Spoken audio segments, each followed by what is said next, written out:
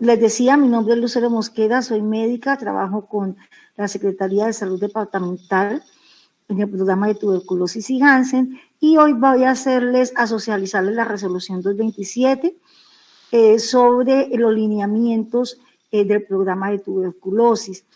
Quiero que me presten atención, voy a tratar de ser muy clara, precisa, concisa, de que ustedes capten las cosas más importantes de esta presentación y al final pues les aclaro las dudas que tengan. ¿Listo? Entonces vamos a empezar hablando y definiendo qué es la tuberculosis. Entonces todos sabemos ya que es una enfermedad causada por una bacteria que es el Mycobacterium tuberculosis o bacilo de Koch, que es la segunda causa de muerte por condiciones infecciosas en el mundo. Y aquí en el departamento del Meta tenemos tuberculosis, tenemos una alta incidencia de tuberculosis y pues por todo lo que es población migrante, también se nos han aumentado los casos, tenemos casos de VIH, que hace que estos sean los casos de mortalidad que más realizamos. Su forma de presentación más frecuente es la pulmonar, pero puede afectar otros órganos como son la pleura en su segundo orden de aparición. Tenemos también la tuberculosis miliar, tenemos tuberculosis genitourinaria, pero la que se contagia de persona a persona pues es la pulmonar y es la que nos vamos a referir más en esta presentación. Entonces, ¿cómo diagnosticamos la tuberculosis? Que es uno de los primeros cambios grandes que hay en la resolución, es que nosotros sospechamos primero la tuberculosis. ¿Cómo lo sospechamos? Porque el paciente presenta manifestaciones clínicas o porque encontramos una radiografía sugestiva de tuberculosis. Pero necesitamos confirmar este diagnóstico. ¿Cómo lo vamos a confirmar? Dependiendo de ciertos exámenes. Tenemos la prueba fenotípica, que es el cultivo en medio líquido. Tenemos la prueba de sensibilidad genotípica, que es la PCR, que ahorita por la pandemia COVID conocimos más sobre las pruebas de PCR. Tenemos la baciloscopia, que es el examen que siempre hemos utilizado, el nexo epidemiológico, el estudio histopatológico y la prueba de tuberculina que utilizamos para tuberculosis latente. Pero resulta que nosotros también utilizamos el diagnóstico clínico. Entonces, ¿cómo diagnosticamos clínicamente un paciente con tuberculosis? En población general, o sea, no en población inmunológicamente deprimida, ni en población migrante, ni en población vulnerable, sino todos nosotros, toda persona con tos y expectoración de más de 15 días. Ese paciente que a ustedes les llega, doctor, porque es que tengo tos y tengo expectoración y hace más de 15 días tengo tos con expectoración, sospechen de tuberculosis. En personas con VIH o inmunológicamente deprimidas, si presentan tos con o sin expectoración, fiebre, pérdida de peso, sudoración nocturna de cualquier tiempo de duración. Quiero decirles que los pacientes con VIH no necesariamente tenga que manifestarse la tos. Así el paciente, un paciente inmunológicamente deprimido, que les llegue con fiebre, sospechen de tuberculosis. Ojo con esto, mire, esos son los pacientes que nos están muriendo. Paciente que consulta un servicio de urgencias o que consulta una consulta externa con un VIH, llega por fiebre y como no tiene tos o no tiene síntomas respiratorios, ni siquiera sospechamos la tuberculosis. Ojo, todo paciente inmunológicamente deprimido que manifieste tos con o sin expectoración o que haya tenido fiebre o pérdida de peso o que presente sudoración nocturna, independientemente del tiempo de duración, así sea 1 o 2 días, sospéchenle tuberculosis. En población vulnerable son los pacientes privados de la libertad, pacientes habitantes de calle, población migrante, población indígena, nosotros los trabajadores de la salud, si presentan tos y expectoración de más de 15 días. Sin embargo, si esta es población de pronto grupos étnicos, población que venga de Puerto Gaitán, por ejemplo, o que venga de Bapiripano, de zonas donde tenemos población indígena, si presenta esa tos por menos de 15 días, sospéchenle también la tuberculosis. O sea, no es que el paciente consultó porque lleva 10 días de tos, ¿sí? Con expectoración, pero es que no lleva sino 10 días, no. Es población indígena y es población de difícil acceso. Muy posiblemente si este paciente se nos va, no nos va a volver. Para contactos de personas afectadas por tuberculosis, se tomará como criterio de tos y expectoración de 1 o más días de duración. Ojo con esto, en la consulta nos llega ese paciente que doctor es que me mandaron porque mi papá vive conmigo y mi papá tiene tuberculosis, entonces me mandaron a que me hicieran un examen. Entonces, ¿qué vamos a preguntarle al paciente si el paciente ha tenido tos o si ha tenido expectoración? Si ese paciente nos dice que sí, independientemente del tiempo, así sea un día, así sea 2 días, de tos con expectoración, ya debemos sospecharle una tuberculosis, porque es un paciente contacto con un cuadro de tuberculosis, contacto estrecho. En niños y niñas menores de 15 años, si presentan tos con o sin expectoración por más de 15 días, fiebre mayor de 8 días, no ganancia de peso en los últimos 3 meses o disminución de la actividad o juego o historia de contacto con adulto con tuberculosis.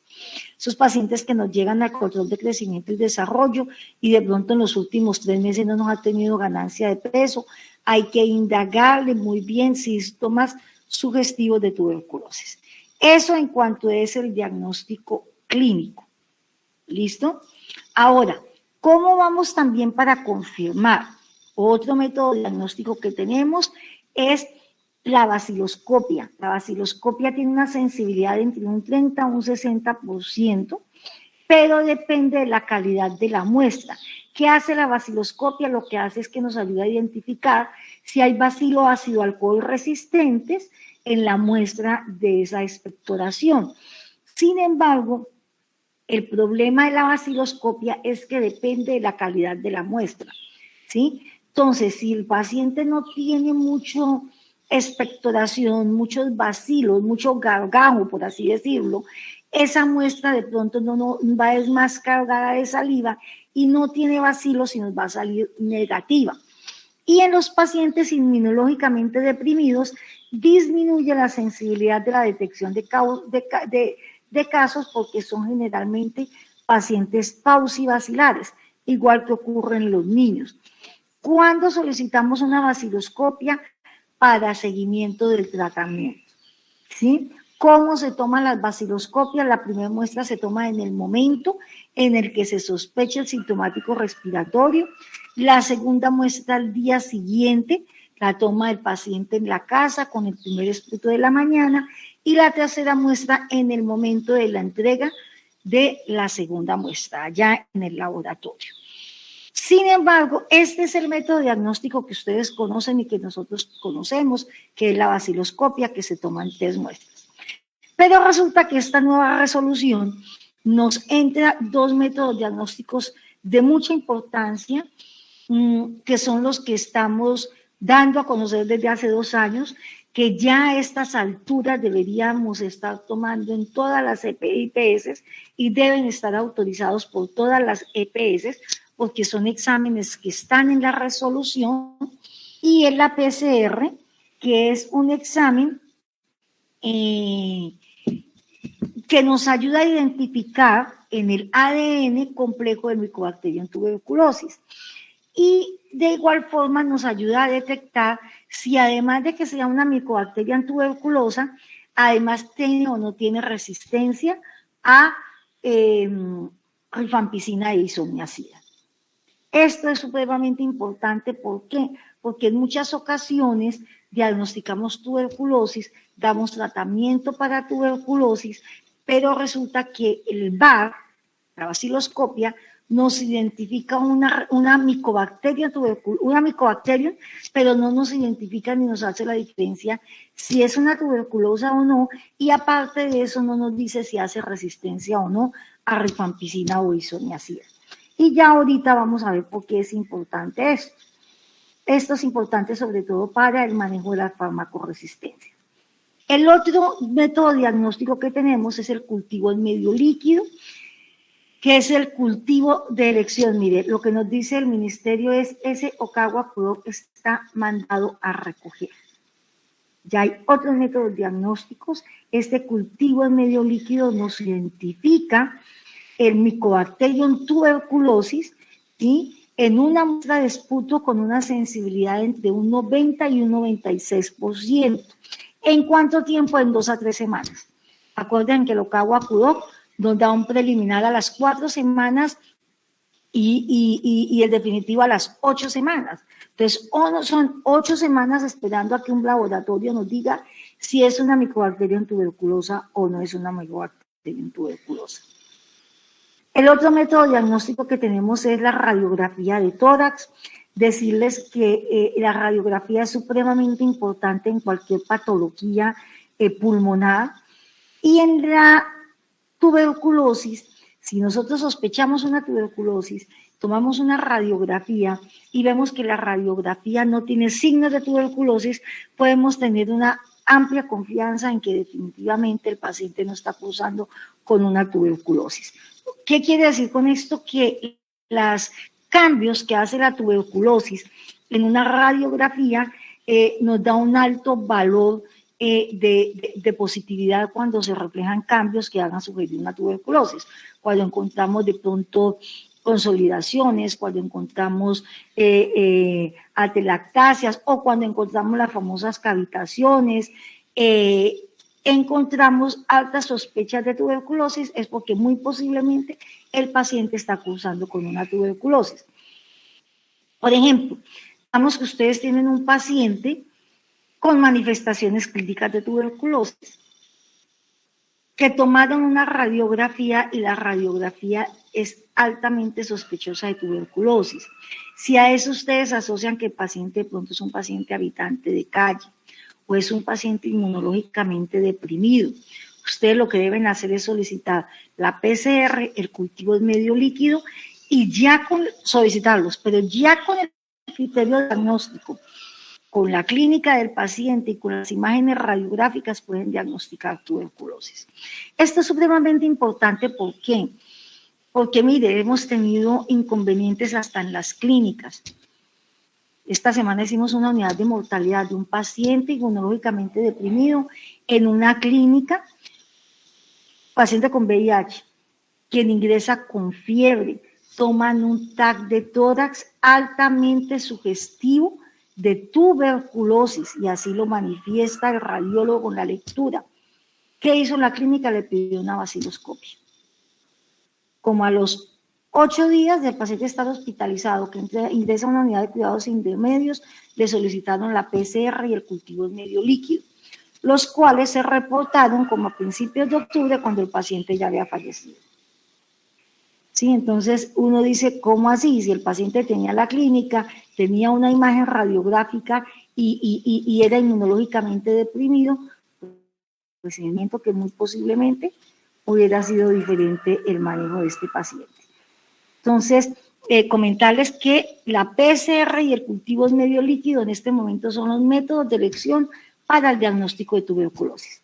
Tenemos también el método del nexo epidemiológico.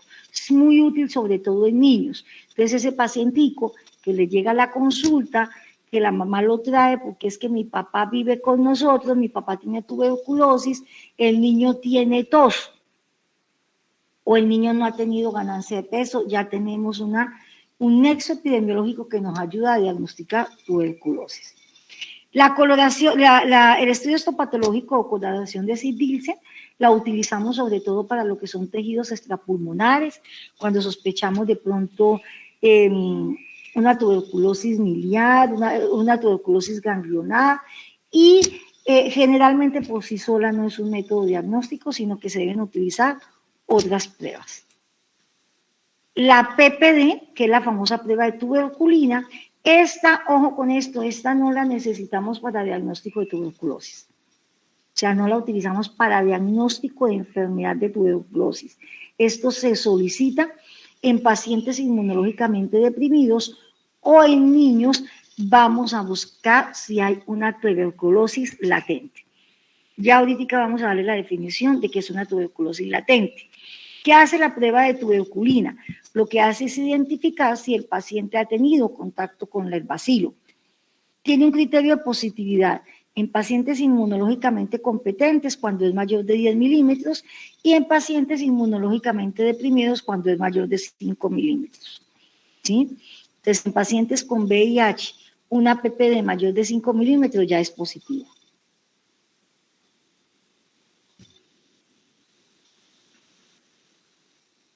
Listo. Entonces resulta que ustedes muy juiciosos, les llegó un paciente manifestándoles que tenía fiebre, que tenía tos de más de 15 días de evolución y que ha perdido peso. Entonces ustedes sospechan una tuberculosis y solicitan de entrada una vaciloscopia, una radiografía, pero vamos a pedir la PCR y el cultivo en medio líquido porque tenemos una alta sospecha de tuberculosis. Listo, vamos a trabajar ese paciente. Entonces resulta que le llegó la vaciloscopia y les dijo que era un paciente con baciloalcohol resistentes positivos. Entonces vamos a iniciar el tratamiento. ¿Qué vamos a decirle a este paciente? Vamos a decirle que este tratamiento es ambulatorio, vamos a explicarle que el tratamiento consta de dos fases, una fase intensiva, una fase de continuación, que los medicamentos deben tomarse todos los días de lunes a sábado, descansan el domingo, que se deben tomar con agua, que se deben tomar retiraditos de los alimentos y que si inicia a tomárselos en la mañana, la idea es que se los tome siempre en la mañana. Si inicia a tomárselos en la tarde, pues que se los tome siempre en la tarde. Que el tratamiento es un tratamiento efectivo siempre cuando el paciente tenga buena adherencia a tomarse los medicamentos. Si el paciente abandona el tratamiento, posiblemente no le va a servir y ahí es donde aparecen las farmacoresistencias. Entonces, ¿cómo es el tratamiento? Hay unos medicamentos de primera línea, que son la isoniazida, la rifampicina, la piracinamida y el etambutol, y unos medicamentos de segunda línea o subsidiarios que se utilizan cuando el paciente presenta reacciones adversas o resistencia a los fármacos de primera línea. ¿Quiénes manejan estos medicamentos de segunda línea? Normalmente quien los maneja debe ser el internista o preferiblemente el neumólogo. Entonces, listo.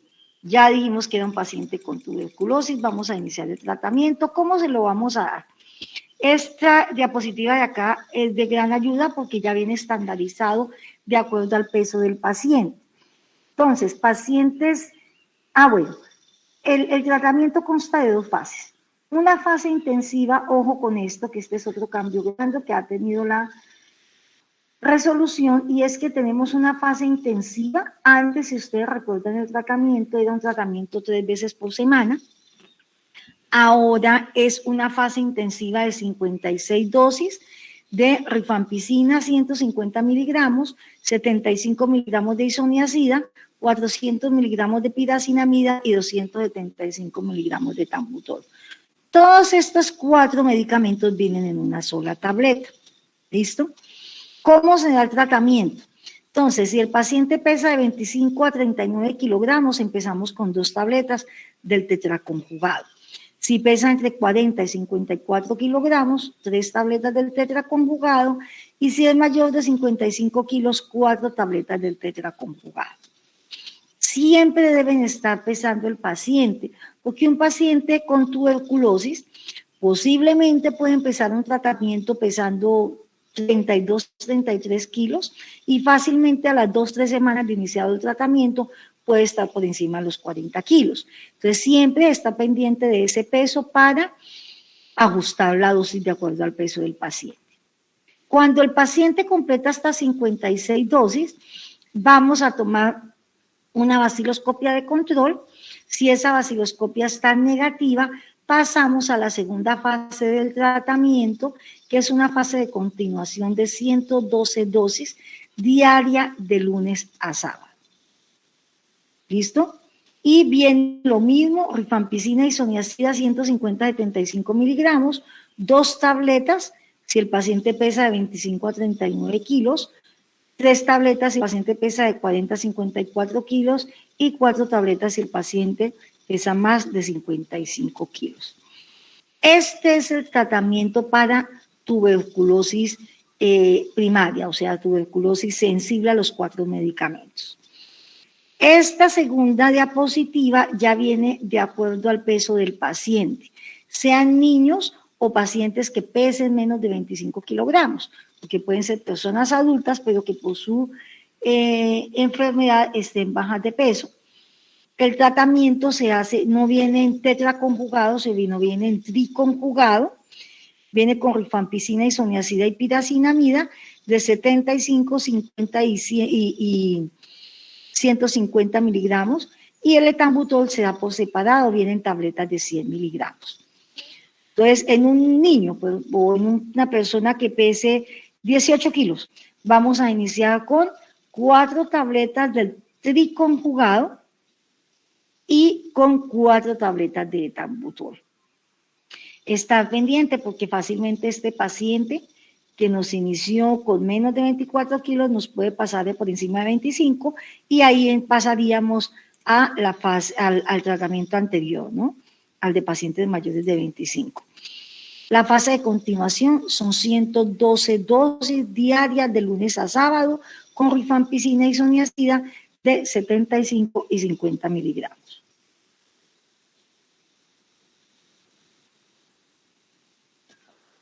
Bueno, ¿qué más vamos a decirle a este paciente que le acabamos de diagnosticar tuberculosis? Ya le explicamos el tratamiento, ya le dijimos cómo debe tomárselo. Todo paciente que se le diagnostique tuberculosis hay que ofertarle la prueba de VIH. Si esta prueba rápida sale positiva, hay que solicitar una prueba confirmatoria, y si diagnosticamos a ese paciente con un VIH asociado a tuberculosis, lo que tenemos que hacer es solicitar unos paraclínicos de ingreso. Ojo con esto. Ese paciente con tuberculosis que hacemos la prueba de VIH y nos sale también positiva, lo que vamos a hacer es que vamos a solicitar toda esta batería de exámenes y lo remitimos al médico experto en VIH.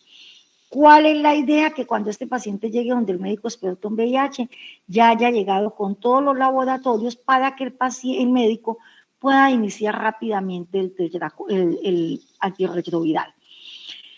La idea es que el tratamiento para TB y VIH vayan de la mano. O sea, no podemos decir, el único caso donde no se inicia tratamiento para VIH al tiempo es cuando hay una tuberculosis en línea. De resto, la idea es que así como se dan los antirretrovirales, también se esté dando el tratamiento para la tuberculosis. Entonces, el hecho de que usted no haya sido valorado el paciente por un médico experto en VIH no quiere decir que no vayan a iniciar tratamiento. Ustedes pueden iniciar, deben iniciar el tratamiento para tuberculosis, solicitan toda la batería de exámenes que ven acá, todo lo que son pruebas de función hepática, pruebas de función renal, conteo de linfocitos, CD4, porcentaje de CD4, tiroides, glicemia, evaluación de riesgo cardiovascular, perfil lipídico, cuadro hemático, todo lo que es la línea de antígeno para hepatitis y serología para sífilis, y los direccionan al médico experto en VIH. De igual manera, todo paciente con asociación de tuberculosis y VIH debe iniciarse el manejo con trimethoprim sulfa desde el primer nivel.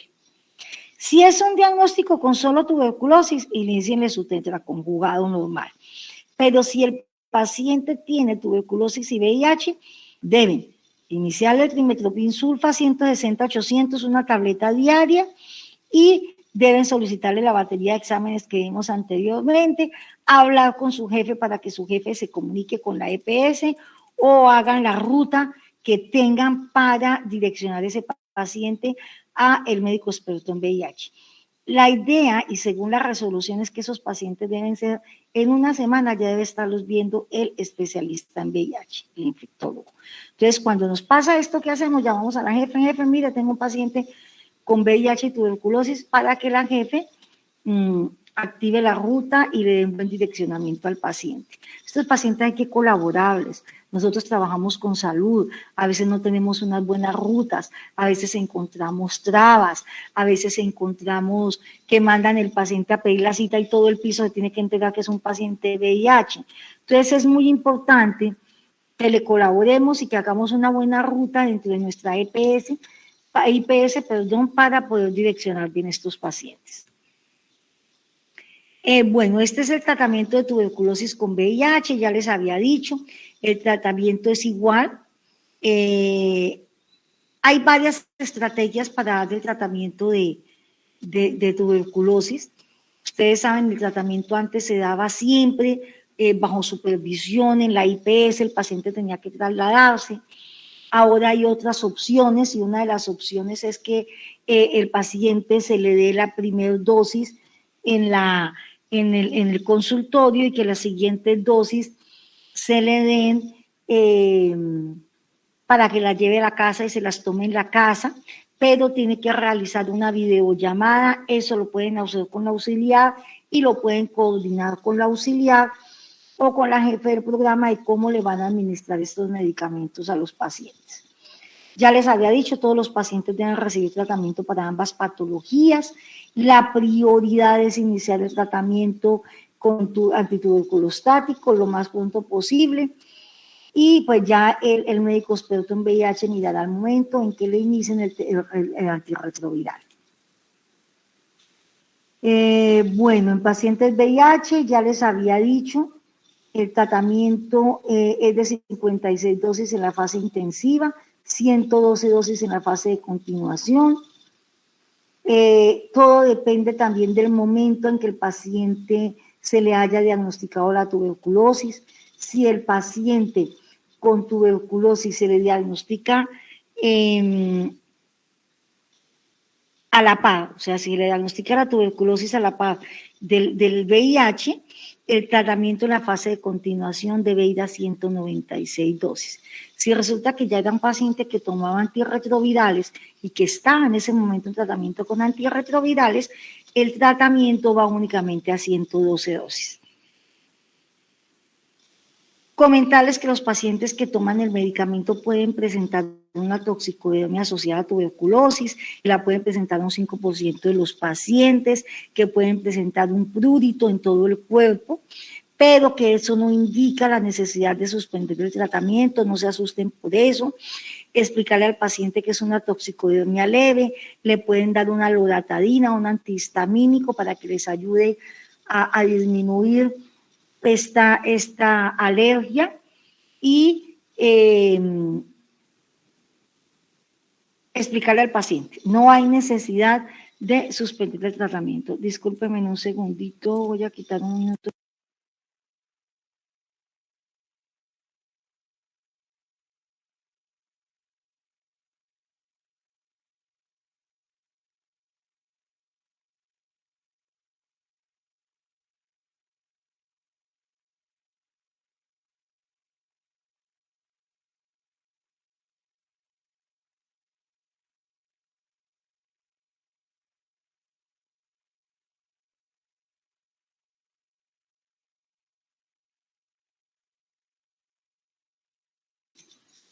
Bueno.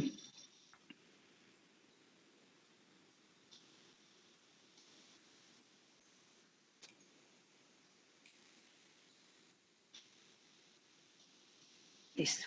Entonces, eso en cuanto a la toxicodermia leve. Entonces, por esto no se vayan a preocupar. Pero sí hay el manejo para tuberculosis son 4 medicamentos antibióticos bastante fuertes. Y estos medicamentos, sobre todo el uso de la piracinamida, la rifampicina y la isoniazida, pueden llegar a producir hepatotoxicidad. Entonces, por eso, cuando los pacientes ingresan al programa, se les debe estar tomando periódicamente unos exámenes que son para mirar cómo está su hígado.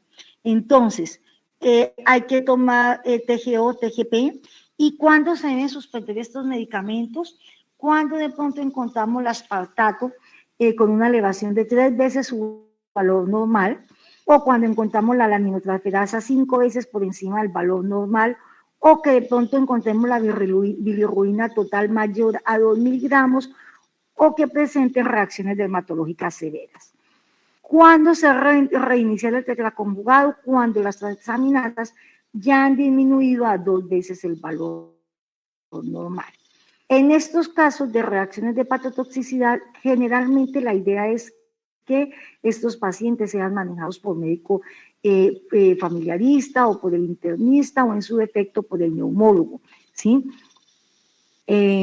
Porque pueden producir tal hepatotoxicidad y hay que estar viendo cuándo le iniciamos el tratamiento nuevamente. Entonces la idea es que esto sí sea hecho más bien por un especialista.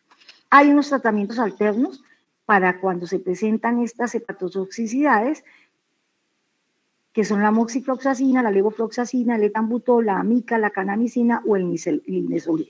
Cuando presenta un paciente hepatotoxicidad severa o enfermedad hepática de base, nunca se debe utilizar la piracinamida.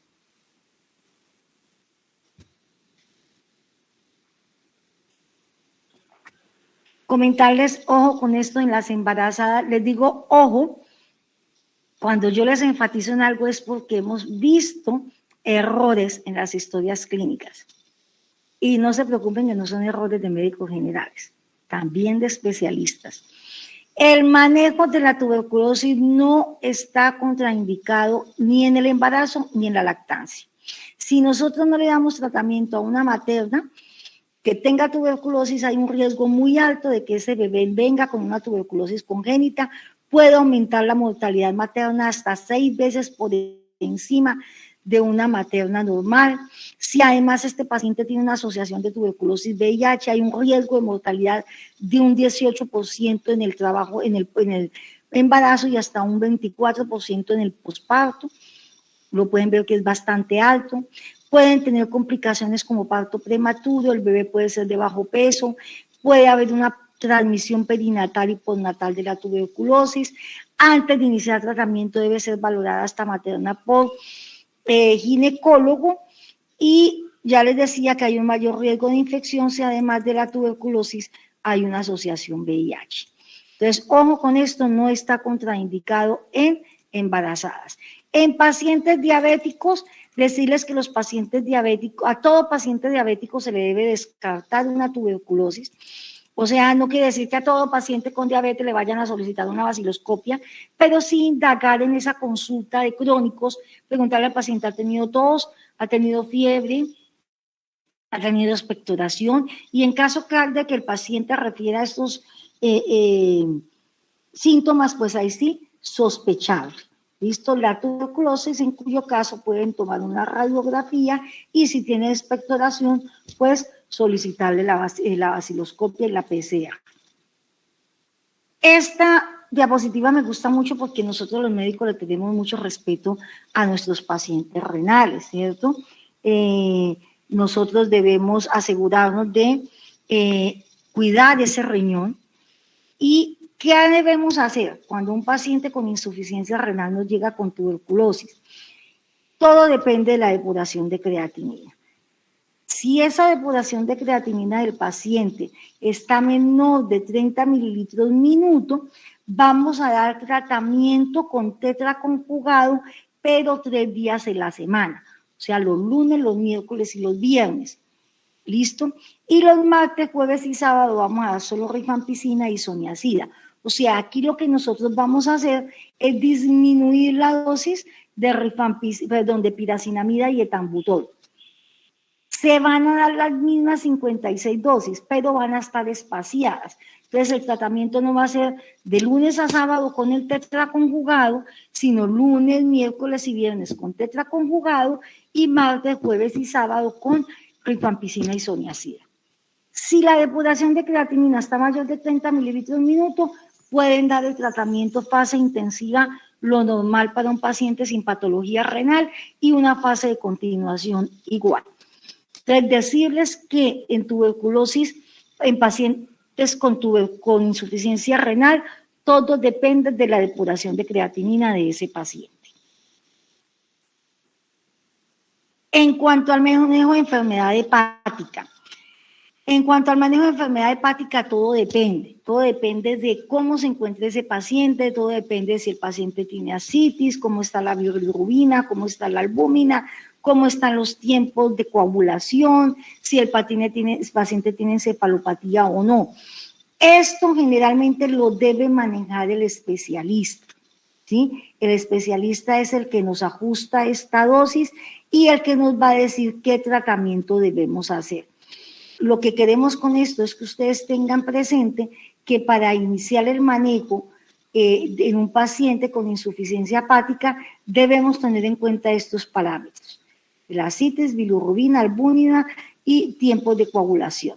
Pero en sí el manejo lo debe hacer preferiblemente un especialista. Dependiendo de esta clasificación y dependiendo de la escala de Chilpú, que es la escala que tenemos aquí, vamos a dar unos puntos y dependiendo de esos puntos, sea clasificación clase A, B o C, definimos qué tratamiento vamos a utilizar. Entonces, en caso tal de que esa clasificación sea un Chil-B, el tratamiento preferiblemente para manejar es la rifampicina, la levofloxacina y el etambutol. ¿Listo? Si es una clasificación Chil-A, podemos utilizar rifampicina, isoniazida y etambutol. Y el medicamento hepatotóxico, pues la piracinamida, entonces no vamos a recomendar el uso. Pero generalmente comentarles que pues la idea es que estos pacientes sean más bien manejados por especialistas. La idea es que ustedes tengan su médico de neumología. Sin embargo, nosotros en la Secretaría contamos con el apoyo y con el trabajo del doctor Anaya, que es el neumólogo que trabaja con el hospital. Entonces, si su EPS tiene contrato con el hospital, ustedes lo que hacen es solicitarle la valoración por el neumólogo y se comunican directamente con el programa o la jefe. Se comunican con su jefe, la jefe se comunica Doctora con Lucero, el programa. qué pena la interrumpa. Qué pena, voy a hacer una aclaración ahí. Buenas tardes, mi nombre es Jenny Gómez, soy enfermera referente al programa departamental de tuberculosis y Hansen. El doctor, nosotros apoyamos con las consultas. Eso no quiere decir que todos los pacientes nosotros les tengamos que sacar la consulta. No, no es función del programa porque nosotros somos inspección, vigilancia y control. Que los apoyamos de pronto con que se les agilice la cita, que el doctor nos colabore, pero es responsabilidad del programa de cada IPS que se gestione esa cita directamente con la red prestadora. No necesariamente todos los pacientes van a pasar con el doctor Anaya, para que quede eso claro. Sí apoyamos con revisión de casos o análisis de casos. De pronto un paciente que tenga una falla, una enfermedad hepática o una falla renal, nos envían la historia clínica y nosotros la revisamos y los podemos orientar frente al manejo de ese caso. Pero no que todas las consultas requieran la valoración por neumología, no. Y el paciente debe tramitar su cita directamente con la red prestadora a la cual pertenece y ya si se le dificulta, pues nosotros hacemos el trámite. Pero no es que nosotros como Secretaría de Salud, no es la función, vuelvo y aclaro, de tramitarle las citas a los pacientes con neumología. Solo lo hacemos casos extremos que requieran una valoración urgente y de pronto aquellos pacientes que tienen un difícil manejo o tienen una farmacoresistencia, pero debe ser tramitada directamente por el programa a nivel de la IPS. Gracias, doctora. Ok, listo, jefe. Sí, yo les comentaba sobre todo, por ejemplo, que estamos hablando de los pacientes con hepatotoxicidad. Entonces, sí es cierto lo que dice la jefe, no es obligación de la Secretaría, son las CPS las que deben garantizar la atención del paciente. Pero nosotros desde Secretaría, si necesitan algún apoyo, pues se les puede dar. ¿Listo? Para agilizarle pues el proceso al paciente. Bueno, ¿qué recomendaciones de tratamiento de tuberculosis en casos especiales? Entonces, siempre la primera fase va a ser el mismo tratamiento, a 56 dosis de lunes a sábado con el tetraconjugado. ¿Qué es lo que nos va a variar? La fase de continuación. Entonces, en un paciente con tuberculosis y embarazo o con tuberculosis y diabetes, la fase de continuación son las mismas 112 dosis en el esquema de dosis diaria de lunes a sábado con rifampicina y isoniazida. En tuberculosis miliar o en tuberculosis y VIH, pero que los CD4 estén mayor de 200 células en el momento o que el paciente estuviera tomando antirretrovirales, esa fase de continuación va igual a 112 dosis. Pero si resulta que esos CD4 estaban por debajo de 200 células o el paciente no estaba tomando antirretrovirales, esa fase de continuación va a 196 dosis en el esquema de dosis diaria. Igual cuando el paciente presente silicotuberculosis o tuberculosis genitourinaria o tuberculosis e insuficiencia renal crónica. En tuberculosis meningia y en tuberculosis ósea, la fase de continuación son 280 dosis. ¿Listo? Bueno, entonces, hasta aquí lo que es el tratamiento del pacientico, que ustedes juiciosos le solicitaron la vaciloscopia, que nos llegó un reporte de vaciloscopia positivo, y ustedes iniciaron el tratamiento para con tetraconjugado, le hicieron la prueba de VIH, la prueba de VIH salió negativa, entonces ustedes siguen su tratamiento con tetraconjugado normal.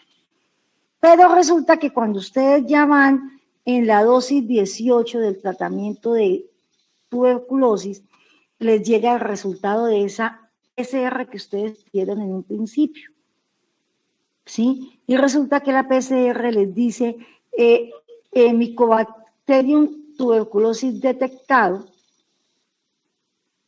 sensible o digamos resistente a isoniazida.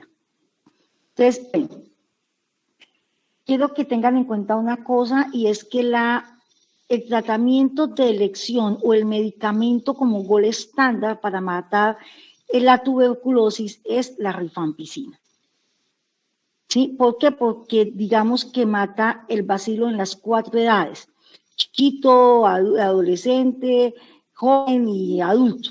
Entonces es el medicamento ideal para matar el bacilo. Acuérdense que este bacilo es de crecimiento lento. Entonces, por eso necesitamos 4 antibióticos diferentes, pero el de elección, el gol estándar es la rifampicina. Y si ustedes se dieron cuenta, la rifampicina y la isoniazida hacen parte tanto de la fase intensiva como de la fase de continuación. Entonces resulta que ustedes van en la dosis 18 del tratamiento con tetraconjugado y les llegó el reporte de la PCR donde nos dice que es una Mycobacterium y que se encontró resistencia a isoniazida. Ojo con esto, doctores, y regálenme 5 minuticos. Y les hago énfasis porque es otro de los errores grandes. Y yo siempre les digo, mire, cuando nosotros mandamos un paciente al especialista, o cuando el especialista me llega a la consulta, el paciente, perdón, me llega a la consulta y me dice, vengo de donde el internista, o vengo de donde el infectólogo, o vengo de donde el neumólogo, y el neumólogo me mandó este tratamiento, yo asumo que el especialista sabe más que yo soy médico general, él es especialista y esa es su especialidad. Ojo con esto porque hemos encontrado errores también en esto. La resistencia a la isoniazida se maneja diferente que la resistencia a la rifampicina. Entonces, si a usted le llega un paciente que le dice PCR sensible, resistente a isoniazida, ¿qué vamos a hacer? El tratamiento se hace con levofloxacina. ¿Cómo se administra la levofloxacina? Dependiendo. Yo les decía, ustedes van en la dosis 18 del tetraconjugado. Les llegó el examen. Dice, si nosotros nos damos cuenta de esa resistencia durante el primer mes de tratamiento con el tetraconjugado, lo que vamos a hacer es adicionar la levofloxacina y de ahí en adelante contamos 6 meses del tetraconjugado más levofloxacina. ¿Listo? 6 meses. Entonces, esas 18 dosis que llevábamos, de ahí en adelante empezamos a contar 6 meses de tratamiento con levofloxacina y tetraconjugado.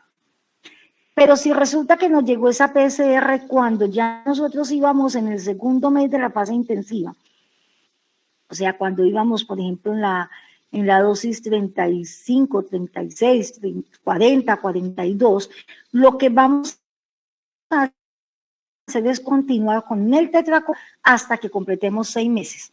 No le vamos a agregar levofloxacina. O sea, la levofloxacina, quiero que lo tengan claro, únicamente se adiciona cuando diagnosticamos la resistencia a la isoniazida en el primer mes de tratamiento con tetraconjugado.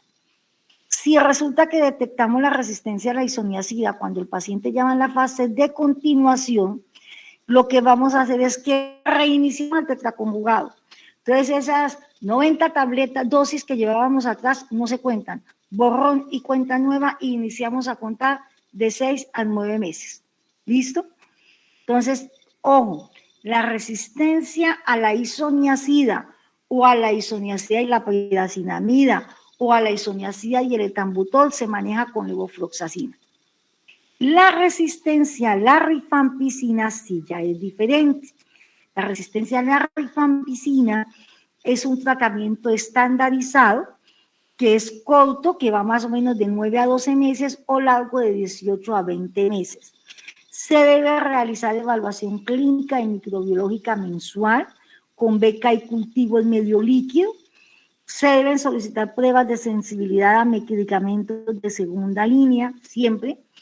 Y si el diagnóstico de resistencia a rifampicina se hizo por PCR, se deben solicitar pruebas de sensibilidad a fármacos de segunda línea y cultivo líquido antes de iniciar el esquema de tratamiento de segunda línea. Siempre nosotros estamos pidiendo PCR y cultivo en medio líquido. Si ustedes ven los algoritmos, todos nos llevan a lo mismo. Y lo que nos dice ahorita el ministerio es PCR y cultivo en medio líquido para todo. Lo que Aguaculó está mandado a recoger. Este tratamiento que ustedes ven acá es el tratamiento para multidrogoresistencia resistente a rifampicina. El tratamiento se hace durante 6 meses con levofloxacina, linezolid, bedaquiline y clofacinina y de 12 a 14 meses con levofloxacina, linezolid y clofacinina. Sí, aquí ya no entra la bedaquilina. Hay un esquema corto, o sea, este es el estandarizado, ¿sí? Hay un esquema también corto, pero resulta que este esquema corto es con inyecciones, entonces no lo recomienda mucho el ministerio.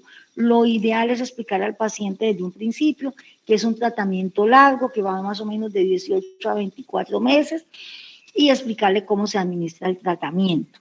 Esto tiene un tratamiento, como yo les decía, 6 meses de 4 medicamentos y de 12 a 14 meses de 3 medicamentos. ¿Listo? Este es un esquema ya estandarizado para multidrogoresistencia a rifampicina. ¿Listo? Ojo con esto, vuelvo y les digo, hemos visto pacientes con resistencia a rifampicina manejados con solo levofloxacina. Entonces tengan la clara, doctores, de que el tratamiento es diferente. Ahora, vamos a ver qué es la infección de tuberculosis latente. Bueno, no sé si de pronto tengan alguna pregunta aquí con respecto a lo que es tuberculosis, diagnóstico, tratamiento.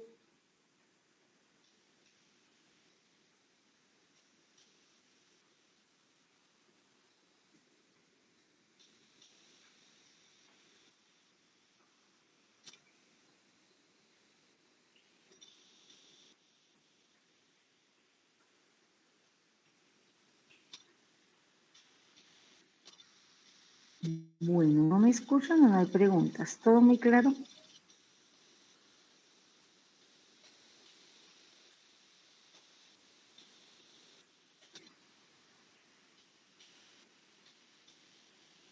Yo de todos modos, jefe, les comparto las diapositivas y les comparto un resumen de la resolución que tenemos hecho en Word para que lo tengan a la mano. La idea es que ustedes, hay puntos claros, voy a pararme un momentico acá, hay puntos claros en cuanto a lo que es el diagnóstico. Entonces, PCR, cultivos medio líquido, que el tratamiento cambió a una fase continuación de 56 dosis de lunes a sábado, perdón, una fase intensiva de 56 dosis de lunes a sábado y una fase de continuación que son 112 dosis. Que si el paciente tiene, que a todo paciente con tuberculosis debemos ofertarle la prueba de VIH, que si ese VIH nos sale positivo, debemos adicionarle el trimetoprim-sulfa y mandarlo con toda la batería de exámenes al médico experto en VIH. Esas son 4 cosas que queremos que tengan muy claras, que sospechen la tuberculosis y cuándo solicitar los laboratorios. Buenas tardes, doctora Lucero. Tengo una inquietud. Señora. Con el tema del paciente con tuberculosis monoresistente, resistente a la Sí. isoniazida. La isoniazida, sí. A ese usuario le solicitamos cada cuánto la radiografía, si tengo esa duda. ¿O solamente en el ingreso o la radiografía de tórax?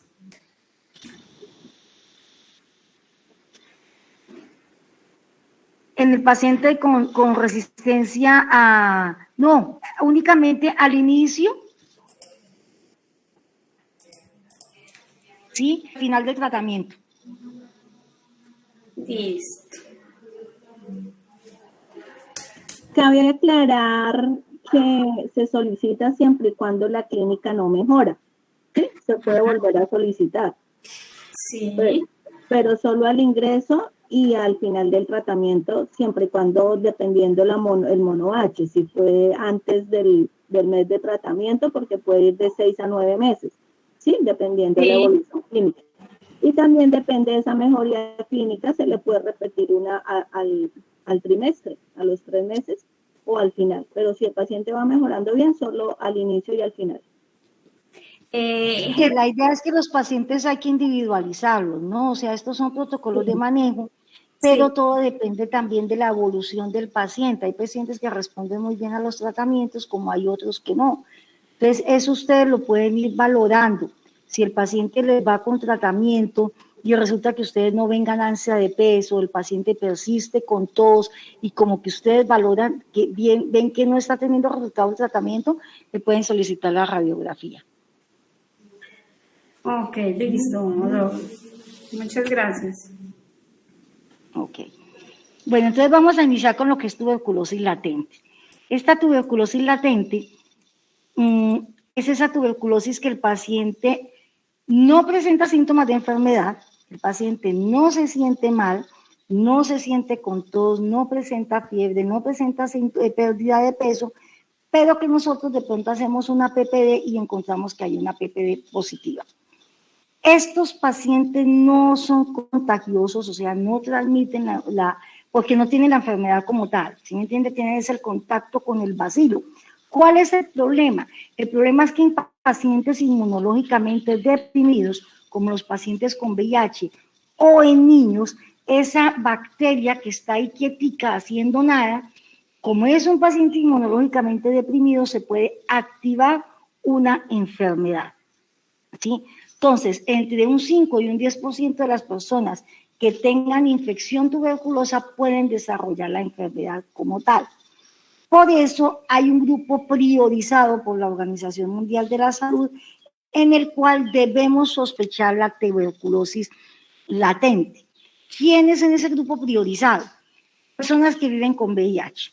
Entonces, en las IPS de VIH les solicitan anualmente una PPD para ver cómo está, si es positiva o es negativa y si se da tratamiento para TB latente o no. En menores de 5 años que viven con personas afectadas por tuberculosis. Ya ahorita vamos a ver un algoritmo que es supremamente importante en los niños. En personas con terapias biológicas para enfermedades autoinmunes, personas que estén sometidas a diálisis, personas que se preparan para recibir trasplante de órganos, personas que tengan silicosis o nosotros los trabajadores de la salud. ¿Cuál es la idea? Saber si tenemos una tuberculosis latente y en caso tal, iniciar tratamiento para no llegar a desarrollar la enfermedad. Entonces, resulta que, por ejemplo, llega un paciente a su consulta y es un paciente inmunológicamente deprimido. Entonces, ¿qué le vamos a decir? No le vamos a hacer una PPD de entrada, vamos a preguntar, señor, ¿ha tenido fiebre, ha tenido tos, ha tenido sudoración nocturna, pérdida de peso o no ganancia de peso? Si el paciente nos dice que sí a cualquiera de estos síntomas, no le vamos a tomar una PPD. ¿Por qué? Porque el paciente tiene síntomas. Entonces, lo que vamos a hacer es descartable una tuberculosis activa, o sea, una enfermedad. En ese caso, ya a este paciente inmunológicamente deprimido, le solicitaríamos la radiografía, le solicitaríamos la PCR, le solicitaríamos el cultivo en medio líquido. Pero si el paciente nos dice que no tiene nada, que no tiene ninguno de estos síntomas, le vamos a solicitar la PPD. Pero vamos a tener en cuenta que esta PPD puede ser negativa aunque se tenga una tuberculosis activa. Entonces, ¿qué pasa en los niños o en los pacientes inmunológicamente deprimidos? La idea es hacerles una PPD. Si esa PPD sale negativa, repetirle la PPD a la tercera semana.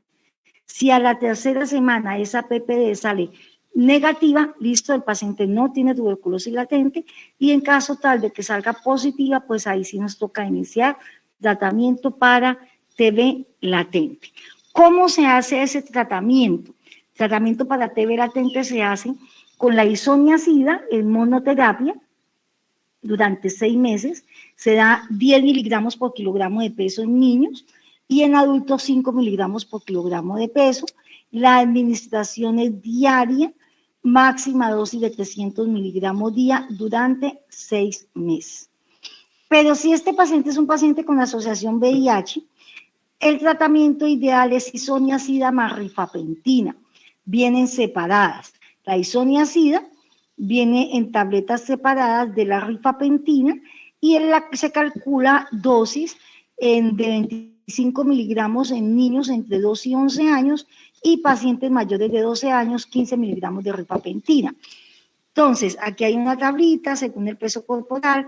Si el paciente pesa más de 50 kilogramos, se administran 900 miligramos diarios de rifapentina, o si el paciente pesa entre 25 y 32 kilogramos, administramos 600 miligramos de rifapentina. ¿Qué ventaja tiene esta asociación de isoniazida más rifapentina? Que la administración es semanal. ¿Sí? Se administra, son 12 dosis nomás, entonces sería un tratamiento durante 4 por 3 dosis, 3 meses. ¿Sí? Entonces es un tratamiento mucho más rápido y es de más fácil adherencia del paciente. Entonces esa es una ventaja grande. Voy a ampliar esta diapositiva. Este es un algoritmo.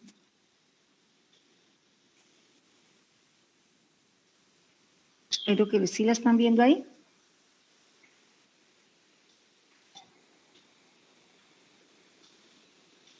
Sí, señora, sí se ve.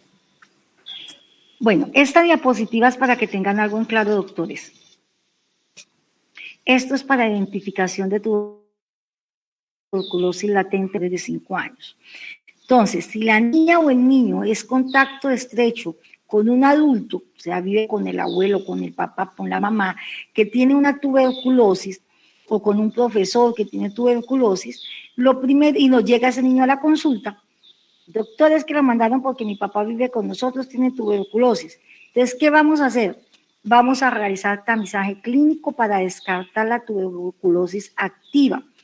¿Qué vamos a preguntar? Si el niño tiene tos, si tiene fiebre mayor de 15 días, mayor de 8 días, perdón, si tiene fiebre, tos de más de 15 días, si ha tenido pérdida de peso o no ha tenido ganancia de peso, o si hay disminución del nivel de la actividad o juego.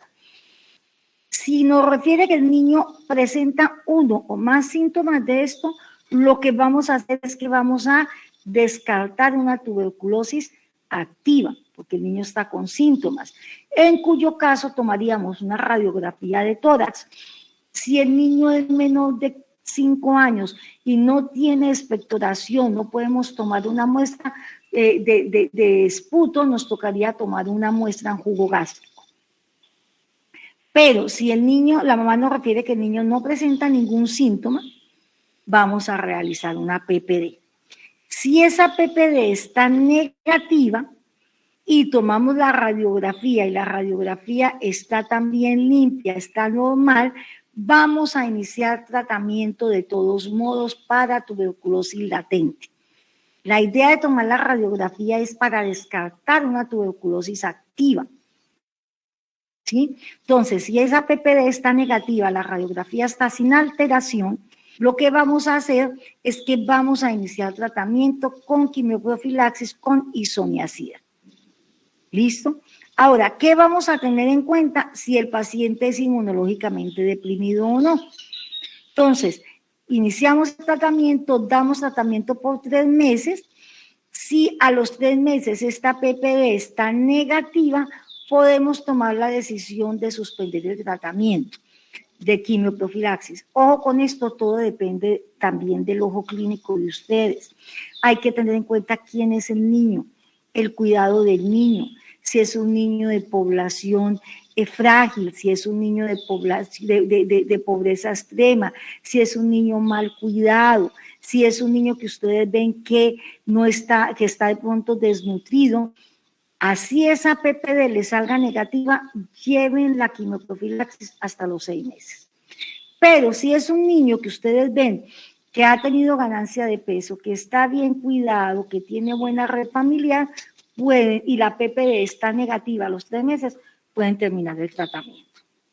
Ahora, si a los 3 meses de estar en tratamiento con isoniazida para TB latente esa PPD no sale positiva, hay que tomar otra radiografía de tórax.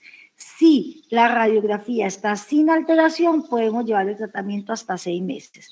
Pero si la radiografía está alterada, pues ahí nos toca irnos nuevamente a buscar si el paciente tiene una tuberculosis como enfermedad.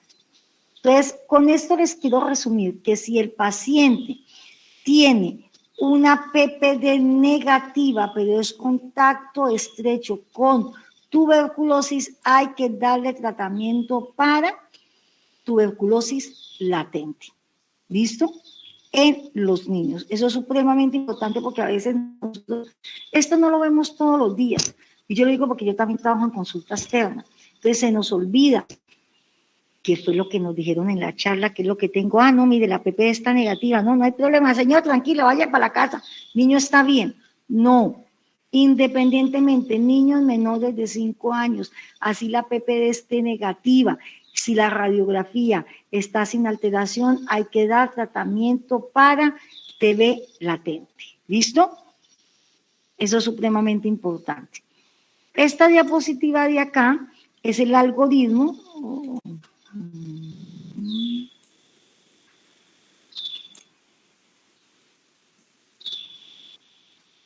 Para tuberculosis latente en adultos, que era lo que yo les decía, pacientes inmunológicamente deprimidos o personas que van a iniciar tratamientos con terapias biológicas o pacientes con insuficiencia renal, lo mismo, vamos a descartar una tuberculosis activa. Entonces, ¿qué vamos a hacer? Preguntarle los síntomas. Si el paciente refiere que tiene algún síntoma, pues hay que tomar radiografía y tomar PCR, cultivo en medio líquido, para descartar una activa. Si el paciente nos refiere que no ha tenido ningún síntoma, solicitamos una PPD. Si la PPD está negativa, menos de 5 milímetros, vamos a evaluar el efecto Bostrom a las 3 semanas. Si el efecto Bostrom está negativo, entonces no necesitamos repetir la PPD, sino hasta el año. Y si esa PPD está positiva, lo que tenemos que hacer es iniciar tratamiento para TB latente. ¿Listo? Siempre tener en cuenta la parte inmunológica, o sea, si el paciente es inmunológicamente deprimido o no es inmunológicamente deprimido, y tener en cuenta siempre cómo está la radiografía. Esta diapositiva de acá quiero que la tengan muy a la mano. Esta de acá, perdón. ¿Por qué se me salta? Bueno, entonces esta diapositiva es la diapositiva donde nos da los códigos y quiero que tengan en claro esto. Entonces, aquí estos son los códigos que están dentro de los CUPS vigentes. ¿Cuál quiero que tengan en cuenta? Para solicitar la PCR está, me perdió, 9012,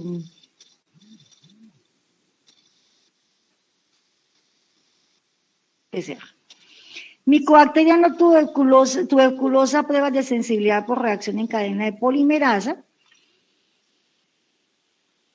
Tenemos siempre que pedir 2 exámenes. Escúchenme una cosa, yo les había dicho cuando les dije que había que solicitar la PCR, Les dije que la PCR además nos daba si era sensible o no era sensible a la rifampicina de la isoniazida. Y uno asume, yo asumía, que si yo pedía una PCR, pues me iban a decir de una vez si era resistente o no a isoniazida o a rifampicina. Resulta que no, hay que pedir el examen aparte. Entonces, ojo, para solicitar la PCR, ustedes van a marcar, a digitar el 908825. ¿Listo? 908825 para PCR. Pero necesitamos que nos diga si las pruebas de sensibilidad, o sea, si es sensible o es resistente a rifampicina y isoniazida, en cuyo caso vamos a marcar el 908846. ¿Listo? El uno nos identifica si nos toma la PCR y el otro nos va a decir las pruebas de sensibilidad. Y el cultivo, el código es el 901230. La única diferencia es que este código es el mismo tanto para cultivos medio líquido como cultivos medio sólido. Entonces necesitamos que ustedes, cuando soliciten el cultivo en medio líquido, escriban ahí en observaciones cultivo en medio líquido y en mayúscula. Si ustedes no lo escriban, créanme que la EPS les va a tomar uno Caguacudo, que es mucho más económico. Entonces, esos tres códigos, bueno, ya la radiografía de todas ustedes la conocen,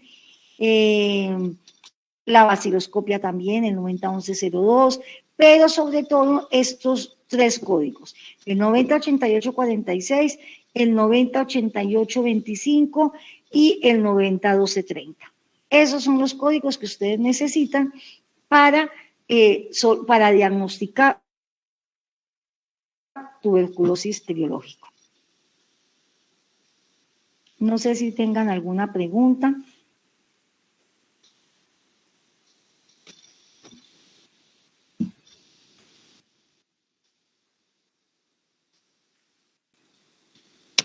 Eso me parece a mí muy clave, tener los códigos a la mano. Los códigos nos van a ayudar mucho a acelerar, a llegar a un buen diagnóstico, porque los códigos a veces nos quitan tiempo. ¿Sí? Buscarlos en el computador, que es este, que no es este, que como es el jefe, que no lo tenemos.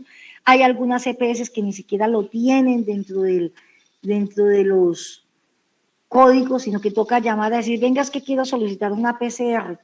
¿Sí? Entonces, ¿cómo hago para que me la activen? Entonces, todo eso hay que tenerlo en cuenta para que nos faciliten el trabajo y podamos hacer un buen diagnóstico, pues, por el bien de nuestros pacientes. No sé si tienen alguna pregunta. Espero que hayan contestado. Doctora, en el chat hay una pregunta. Doctora, buenas tardes. ¿Los controles de pacientes con TB latente deben ser realizados de manera mensual, solo por enfermería? ¿Qué hacer cuando un paciente no quiere asistir a estos controles? Bueno, los controles para tuberculosis latente, el medicamento se les está dando mensualmente, ¿cierto? Entonces, como sea un medicamento, un control mensual, pues tienen que hacerse los controles por médico mensual. ¿Listo? Tengo entendido, jefe, que el medicamento los pacientes lo llevan, o sea, la idea es que la primera dosis, a ver, cuando ustedes hacen para TB latente con solo isoniazida, ustedes le administran la primera dosis al paciente y el resto de las pastas las lleva el paciente para la casa y se las toma diarias. Y al mes viene nuevamente al control, se le entrega el otro mes de tratamiento para que el paciente se tome la primera con la jefe o con la auxiliar y se lleve el tratamiento para la casa. Si el tratamiento es con isoniazida y rifampicina, que es el que se administra semanal, se debe administrar en forma supervisada. Entonces, ese ya no se lo pueden dar al paciente, sino que el paciente tiene que ir a la IPS para que ustedes le entreguen el medicamento y se lo tomen delante de ustedes. ¿Qué hacer cuando un paciente no quiere asistir a estos controles? Tenemos psicología, se supone que se debe pedir una valoración, un apoyo por psicología a todo paciente que se le diagnostique tuberculosis, trabajo social, buscar una buena red de apoyo. El tratamiento deben ir Se supone que se puede ir a la casa a administrarle, llevarle el tratamiento al paciente a la casa, ¿sí? Hay que explicarle muy bien qué pasa, las complicaciones de si el paciente abandona el tratamiento y dejar constancia en las historias clínicas. No sé, jefe, si usted me quiere ayudar, si haya algo más específico que hacer en caso de que el paciente no quiera asistir a los controles, pero sí es importante que por favor quede consignado en la historia. No, doctora, recordar que como el medicamento, ya usted lo había mencionado, como es mensual, o sea, ese es el gancho para que el paciente asista de forma mensual al control médico. Es un control médico, no se van a hacer ninguna prueba, no se van a hacer ningún examen, y solo es mirar sintomatología, hacer una buena valoración clínica, puede ser por médico o por enfermería, no hay ningún problema, y se le entrega el mes de tratamiento. Entonces, por eso se hace que sea mensual. No se le puede entregar para los 6 meses del esquema de tratamiento, porque ¿quién nos va a asegurar o garantizar que el paciente se va a tomar el medicamento? Y importante lo que mencionabas, cada vez que asista, pues es verificar si se lo está tomando o no se lo está tomando, porque pues igual con esto queremos es prevenir una tuberculosis activa. Entonces, si no se está administrando el tratamiento, pues posiblemente, aunque no está demostrado, no va a generar ninguna resistencia, pero si el paciente no se lo toma todos los días como es, unos días sí, otros días no, pues si en algún momento le llega a dar una tuberculosis, puede generar una resistencia. Y esto es importante no solo para TB latente, tanto la tuberculosis pulmonar, la tuberculosis sensible como pulmonar y extrapulmonar. Importante esa supervisión de ese tratamiento. Así sea un video, siempre tengo que verificar que en ese video muestre el número de tabletas, muestre que se lo está tomando. Yo no recomiendo realmente los videos porque hemos evidenciado pacientes que cortan el video, se ponen las pastas en la boca y paran el video y luego las escupen o las botan y dicen que sí se lo tomaron. Yo recomiendo, por las experiencias que hemos tenido, que se hagan videollamadas.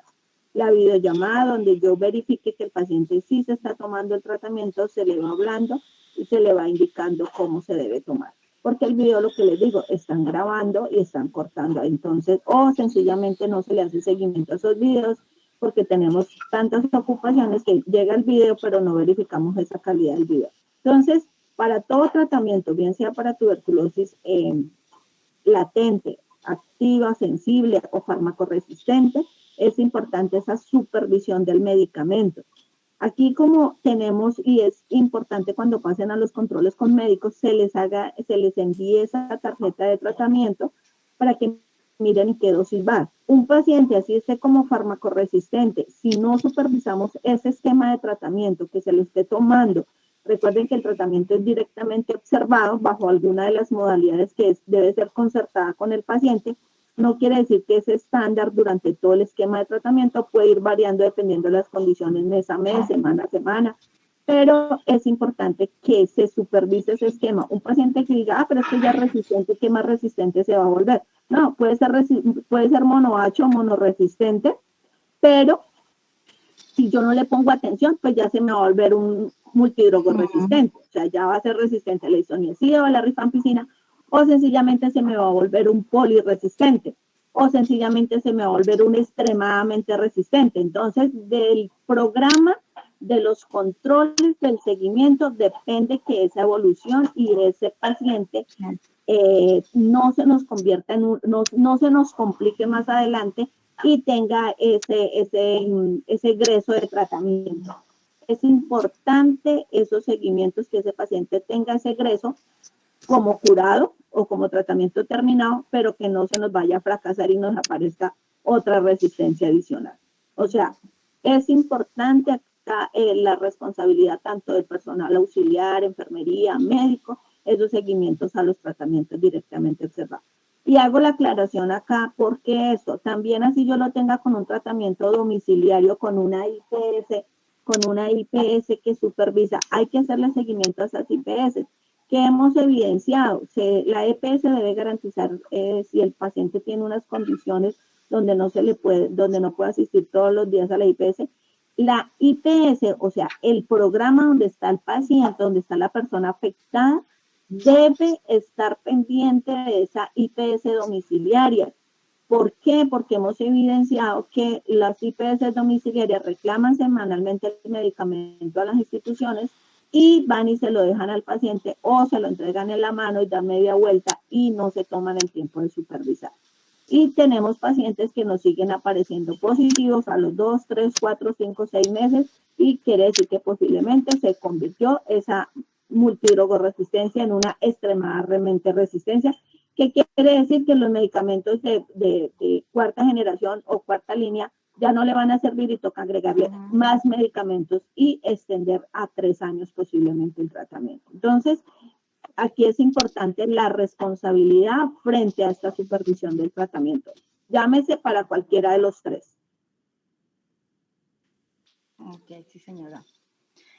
Ahí les volví a compartir el link de asistencia. No sé si todos hayan diligenciado el link de asistencia y el pretest. Es importante, jefe, que lo diligencien porque nosotros yo hago un acta de esta capacitación y pues en el acta van consignadas las personas que participaron. Yo se la envío a su correo y eso les sirve de soporte a ustedes como IPS de que se capacitó el personal. Entonces necesito que por favor diligencien la lista de asistencia.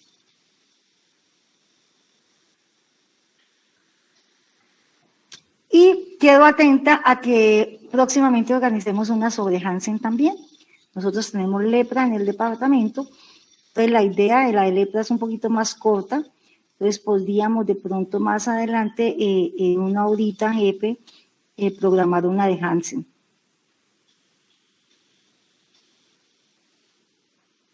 Sí, señora, podemos estarla coordinando con los jefes para cuándo. Importante, siempre el programa está presto a aclarar dudas, inquietudes, pero esto es un fortalecimiento que estamos realizando a todas las IPS nuevamente, ya esto lo hemos venido haciendo, este año estamos otra vez en esta jornadita, pero sí queremos que si tienen alguna duda, pues pregunten. Las jefes también están fortalecidas ya, son su mano derecha para los médicos en este caso, pero lo primero que queremos como recordar acá y recalcar acá es que, doctores, ya no se puede diagnosticar con baciloscopia.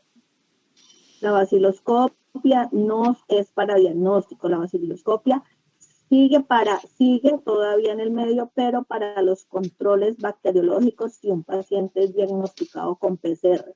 Nuestras pruebas que estamos y que están ya normadas dentro de la resolución 227 del 2020 es la PCR y el cultivo en medio líquido.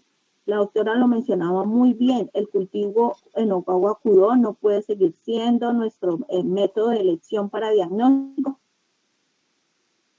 ya que nos dan un reporte en 3 meses. Entonces, podemos identificarlo con una baciloscopia positiva, iniciamos tratamiento, pero hasta que nos resalga ese reporte de ese cultivo, puede ser que el paciente lo pasamos a segundo mes y resulta que al segundo mes o al tercer mes nos está llegando la resistencia. ¿Y qué hacemos? Ese tratamiento de 3 meses que llevábamos se perdió y debemos volver a arrancar desde el día 1, como lo mencionaba la doctora. La PCR, que nos permite diagnósticos en 48 horas. También nos logra identificar sensibilidades tempranamente y también nos puede orientar el esquema de tratamiento para resistencia en los primeros días. Le podemos agregar una fluoroquinolona aquí en el primer mes. Pero si no ordenamos esto del laboratorio al inicio, arrancamos con esquemas de tratamiento y después al segundo o al tercer mes tenemos que volver a cambiar y devolvernos otra vez. Entonces, por eso es importante el PCR y el cultivo en medio líquido. Doctores, solicítenlos porque ustedes tienen una red prestadora donde nos dice que sí lo están autorizando, que sí lo tienen contratado, pero entonces hay veces cuando uno hace asistencia técnica, las EPS dicen que la IPS o el médico tratante no lo solicitó. Entonces es importante hacer esa solicitud. Veo por aquí una mano levantada. No, la suya. No, la doctora Diana estaba preguntando que el link de asistencia no estaba funcionando Cópienlo y péguenlo a una pestaña, que eso pasa muy comúnmente. Copian el link y lo pasan a la pestaña y en la pestaña ya les abre. Cópienlo y lo pegan en un navegador, eso. En un navegador y ahí les abre.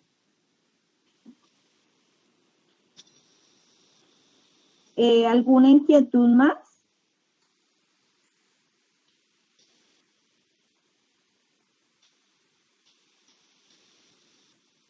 Recordar que el esquema de tratamiento, los esquemas de tratamiento base son por 6 meses. Siempre es importante la evolución del paciente. ¿Quiénes son los que definen? Ya están estandarizados de acuerdo a la resolución 227, la fase intensiva 56 dosis, la fase de continuación 112 dosis. Eso nos va a dar un total de 6 meses. Pero si la evolución clínica del paciente ve que no mejora, pues eso se puede extender un poquito a 9 meses si es una TB sensible o una mono H o monoresistente. Y ya los fármacos resistentes MDR o poli, son pacientes que se pueden demorar más su esquema de tratamiento. ¿Quiénes son los dueños de los pacientes? Ustedes, doctores. ¿Son ustedes los dueños de los pacientes? ¿Son ustedes los que conocen el paciente? ¿Saben ustedes quién es? ¿Cómo ha sido esa evolución clínica? El programa es el que conoce el paciente y sabe cuál es. Pero aquí, pues, esas son las orientaciones. Recordar que si fue diagnosticado con PCR, los controles siguen con vaciloscopia. Si fue diagnosticado con cultivo, sus controles siguen con cultivo, inicialmente mensual hasta que se negativice y luego pasa cada 2 meses. Para dar egreso requieren 3 controles de cultivos con diferencia de 30 días para darlo como curado. Entonces es importante tener presente esos lineamientos para los seguimientos. Los controles de enfermería son mensuales. Los controles por médico es el inicio al mes, al segundo mes, al cuarto mes y al sexto mes. Inicio, mes, 2 meses, cuarto y sexto mes. Enfermería mensual, auxiliar de enfermería todos los días. Este es el personal mínimo para valoración de pacientes. Importante la atención integral dentro de la ruta de mantenimiento de promoción de la salud, que es valoración por nutrición, valoración por psicología, si requiere valoración por medicina interna, y adicionalmente pasarlo por las otras patologías y no limitarnos solamente a la tuberculosis o a la partecita que nos corresponde, sino mirar si ese paciente pues tiene un VIH, pues hacer toda la parte de acciones colaborativas, o si tiene una diabetes o tiene una enfermedad renal, pues hacer toda la parte de atención integral que requiere la ruta de mantenimiento. Pero como es ruta de mantenimiento, si el paciente no tiene ninguna patología, aprovechar y hacerle el resto de atenciones integrales que el paciente requiera. Ok, sí, jefe, mire, me hace acordar de algo, y es que recordemos el hacer la ruta de mantenimiento a juventud. Mire, uno siente tristeza hacer unas unidades de mortalidad de pacientes de 20, 22, 24 años que fallecen porque una enfermedad oportunista como la tuberculosis aporta pues para que estos pacientes fallezcan. Se supone que un paciente con tuberculosis y VIH es una urgencia. ¿Cuál es el problema? Y el paciente puede salir adelante. ¿Sabe cuál es el problema? El problema es que se están diagnosticando muy tarde los VIH. Entonces los pacientes llegan con una carga viral muy alta, ¿sí? Y ya el tratamiento no les funciona. Sí, ni los antirretrovirales no les funcionan, los antituberculostáticos tampoco. Y ahí es donde uno dice, a veces se nos olvida en nuestra consulta externa direccionar el paciente a la ruta de juventud. Y en esta ruta de juventud es donde se toman las pruebas de VIH y donde se toman las serologías para sífilis, ¿sí? Donde se enseña y se explica el uso del preservativo. Todo esto es importante, entonces ponernos como nosotros en la tarea de mandar y direccionar a estos pacientes a la ruta de mantenimiento de la salud, independientemente si tenga tuberculosis o no. Es direccionar a los pacientes a la ruta que corresponda de acuerdo a su edad. ¿Listo? Bueno, creo que no es más, jefe. Jefe Verónica, jefe Janet, las jefes que están acá, los médicos, el doctor Juan Camilo, doctor Luis Eduardo, ¿alguna preguntita? ¿Creen que con esto, sabemos que todos los días salen dudas, como decía la doctora, cada persona no se debe generalizar, sino cada casito se debe individualizar y así darle ese manejo integral? Entonces, esperamos haber podido con esto. La doctora, ella es muy clara y como dice al inicio, muy clara, precisa y concisa. Me gusta darle como las cositas puntuales que se deben de tener presentes al momento de diagnosticar un paciente con tuberculosis. Bueno, de todos modos, muchísimas gracias por su atención. Cualquier cosa, con mucho gusto les colaboramos. Muchas gracias, doctora Lucero, muchas gracias, doctora jefe Jenny. Pues sí, cualquier dudita los estaremos molestando. Bueno, con muchísimo gusto, que estén bien. De aquí a pasado mañana más tarde le estoy mandando el acta. ¿Listo, jefe? Sí, señora. Listo, Bueno, jefe, muchas estén gracias bien. por Bendiciones este para espacio. todos. Esperamos que se sigan generando estos espacios. Dejamos en la agenda para Hansen y de pronto para tuberculosis farmacoresistente. Ok, bendiciones para todos. Adiós. Gracias. Feliz tarde.